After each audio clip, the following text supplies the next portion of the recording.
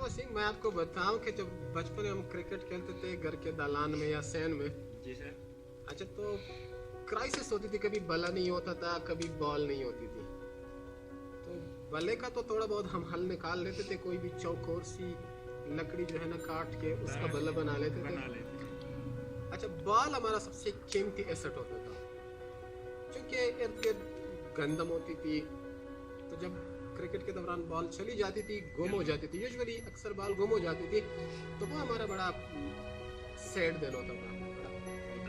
हाँ, और ये बॉल हमें इतनी अजीज होती थी कि हम रात को ख्वाब में बार बार देखते थे कि वो बॉल देखो मिल गई है। और एक बॉल नहीं मिलती थी ख्वाब में, फिर आपको काफ़ी बॉलें मिलती थी। तो एक्चुअली छोटी सी चीज़ गायब होती थी हमारी, लेकिन बड़ा दुख होता था। अच्छा, हमारे पड़ोसी में रहीमुल्लाह, हमारे एक बड़े अच्छे दोस्त हैं। वो जब छोटे थे वो भी इस तरह स्कूल से आकर सीधा बल्ला उठाते थे और क्रिकेट खेलते थे। एक दिन घर आए तो बॉल नहीं थी, तो हल ये निकाला कि कपड़े की बॉल बनाई गोल सी, उसके ऊपर टेप चढ़ाई। अच्छा, टेप चढ़ाई तो बड़ी प्यारी सी गेंद बन गई। अब एक खड़ा हो गया बैटिंग एंड पे कि मुझे बॉल कराओ। एक लड़के ने बॉल कराई, उसने स्टॉप किया या स्ट्रोक किया तो वो गेंद लुढ़कती हुई गई और गाय के पास गई। अब गाय ने अपनी जबान निकाली और गेंद हड़प कर ली।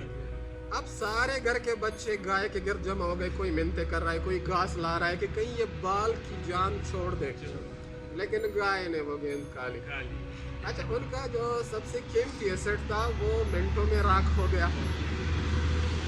तो बात करने का मकसद मेरा ये है कि कोई जो हम होता है ना, किसी का वो छोटा या बड़ा नहीं होता।